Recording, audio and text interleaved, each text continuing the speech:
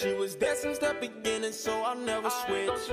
I told her we gon' make it to the top, and when we get up there, I'm not gon' stop loving her. I ain't gon' put no one else above her. Hey y'all, welcome back to my channel. So today's video is just gonna be me telling y'all 20 things that my 20s have taught me so far. So right now it is June and my birthday is in August, and I've only been 20 for like not that long. Well, I've only been in my 20s for not that long, and I just feel like I've already learned something. Let's get started. One is I learned that I should put myself first more often, because so when I was 18 and 19 and 17, I just felt like I had to help everyone, and then at the end of the day I was left with nothing. Number two, my future is closer than I think. So now I'm about to turn 21. I turn 22 next year and I graduate from college.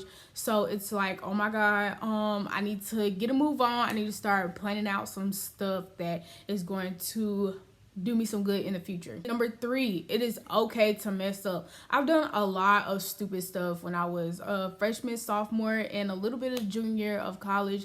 So I would rather just mess up at 18 and 19 years old than to not do anything and then mess up later on in life. Number four, your 20s are very lonely. So I figured this out in the beginning of my junior year. All my friends, they have all their other endeavors. I love them so much, but it's like me spending all that time by myself really helped me just figure out who I am and the stuff that I used to stand for, the stuff that I no longer stand for, and just help me create boundaries and all that good stuff. Number five, plan ahead. So I have really started to plan stuff out, especially because again, I'm about to graduate, and it's just nice to plan out stuff. Number six, people come and go. So I've done multiple clubs and organizations at my school, and I had only done them for like maybe a year, maybe a semester,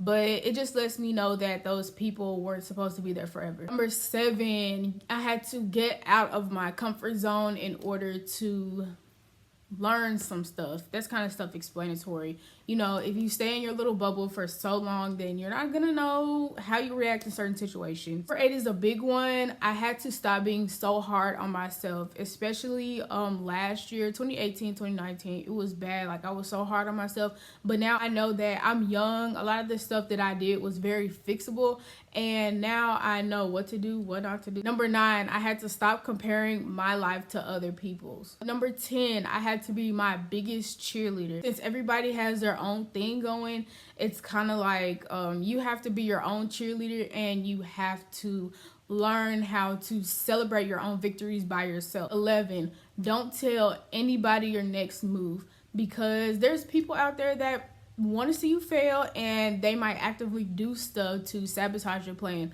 So I just learned to kind of keep what I want to do to myself. Like, I will tell people stuff on the surface level, but as far as how I'm gonna get that done, I kind of keep that a secret. 12, have tunnel vision. And when I have tunnel vision and I'm so engrossed in what I'm doing, I'm not worried about what anybody else is doing, and I can get whatever it is done way faster. Number 13, do not listen to naysayers. So when I started to enter my 20s, even though I haven't been 20 for that long, oh well, but I just learned to not listen to anybody that has anything negative to say about my plans. But that goes back to number 11, and it's like, if you don't tell people about your plans, then people don't have room to talk because they don't know. 14 is also a big one. I couldn't let my big ego get the best of me, because I used to be such a narcissistic person with a huge ego, and I have recently kind of calmed down a little bit,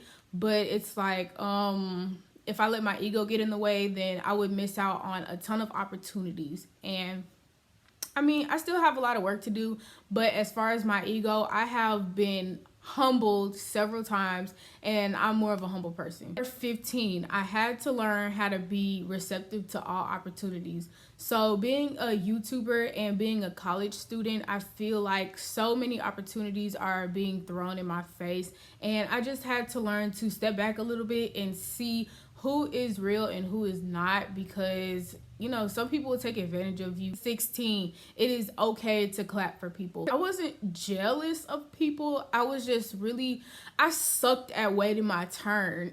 Like, I wanted stuff to happen for me right then and there, and that's not how life works. You can't want instant gratification, and that took me a long time to learn. I see other people succeed now. It's like, oh my God, I'm so proud of you. Like, I'm so freaking proud of you. Like, I'm happy for people. I'm probably more happy for people now when they achieve stuff than they are for themselves. Like, that's how happy I am for people when I see them succeed, because I know that one day I am going to be able to reap the benefits of my hard work. 17, get comfortable with feeling uncomfortable. Feeling uncomfortable a lot as a 20-year-old college student, because now I know that I'm about to graduate next year and I'm just so antsy. Like, you know how like a caterpillar is in its cocoon and then it starts to like rip open? That's how I feel when it's time to move on to the next chapter of my life. Like, okay, it's time to wrap it up. Like, whatever is going on right now, I'm gonna need it to finish. Number 18, I had to learn from my mistakes so I wouldn't do them again. Number 19, I had to stay true to myself.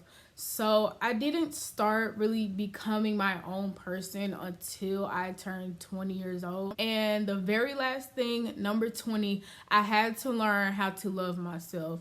So yeah, it's pretty self-explanatory. I just had to learn how to love myself, because I'm not gonna lie, y'all, I have not loved myself in a long time, and I am like basking in this glow right now, because like so many good things are happening, and I had to learn how to love myself in the good times and the bad times. And I had to learn how to talk to myself nicely, because that's also something that has to do with loving yourself, is learning how to talk to yourself, like say good things to yourself. So I'm just now getting in the groove of positive self-talk. To the end of this video, make sure you like, comment, and subscribe to my channel. All my social media will be down in the description box, as well as videos that I have uploaded in the past. So with that being said, I'll see y'all in my next video.